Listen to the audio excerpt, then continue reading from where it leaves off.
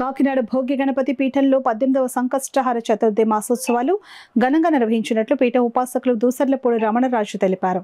కాకినాడ స్వయంభూ భోగి గణపతి పీఠంలో మంగళవారం ఉదయం అంగారక సంకష్టహార చతుర్థి ఘనంగా జరిగింది.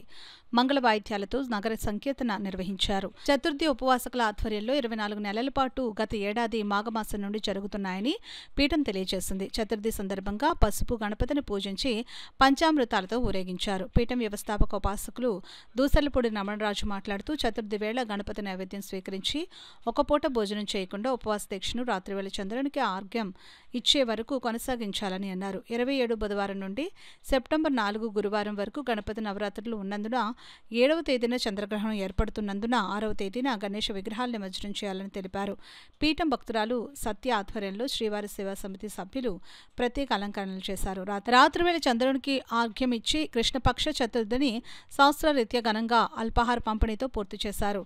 వరలక్ష్మి, అనంతలక్ష్మి, నౌకాలక్ష్మి, దేవి, పద్మ, శ్రావణి, శ్రావ్య, మంగతాయారు, మహాలక్ష్మి, అలివేలు, మాణిక్యాంబ, దుర్గా, వెంకటేశ్వరరావు, రవికిరణ్, సత్యనారాయణ, అప్పారావు, సత్యం, ప్రసాద్ తదితరులు ప్రత్యేక పూజలు నిర్వహించి సహస్రనామ పారాయణ జరిపారు. గణపతి నవరాత్రులు చేసే వాళ్ళకి 12 వారికి భోగి గణపతి పీఠం సహృదయంగా నమస్కరిస్తూ పాదాభివందనాలతో మీ అందరికీ ఒక విజ్ఞప్తి ఖచ్చితంగా పాటించాలి.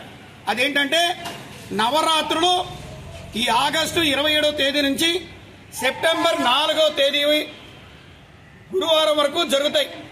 మరునాడు శుక్రవారం విగ్రహాన్ని కలపడానికి లేదు.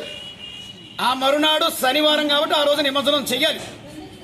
కానీ చాలా రోజుల పాటు నవరాత్రులు అయిపోయిన విగ్రహాలు కలపడం అలవాటుగా తయారైంది. కానీ ఈ ఏడాది కుదరదు. ఎందుకు అంటే ఆదివారం నాడు చంద్రగ్రహణం వచ్చింది.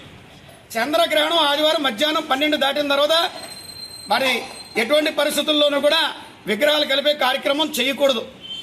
అట్లాగే పందిళ్ళలో విగ్రహాలు ఉంచకూడదు. చంద్రగ్రహణం అయిన తర్వాత ఎటువంటి కార్యక్రమాలు చేసినా సరే కూడా శాస్త్రరీత్యా సమ్మతం కాదు. చంద్రగ్రహణంలో విగ్రహాలు కలిపినా, చంద్రగ్రహణం అయిపోయిన తర్వాత విగ్రహాలు కలిపినా చాలా అరిష్టదాయకం చేసేటువంటి వారికి, చూసేటువంటి వారికి, పూజలు చేసేవారికి కూడా. కాబట్టి పెద్దలందరూ కూడా మీ మీ ప్రాంతాల్లో గణపతి నవరాత్రులు చేసేటువంటి పిల్లలకు కానీ పెద్దలకు కానీ అందరికి కూడా తెలియచెప్పండి.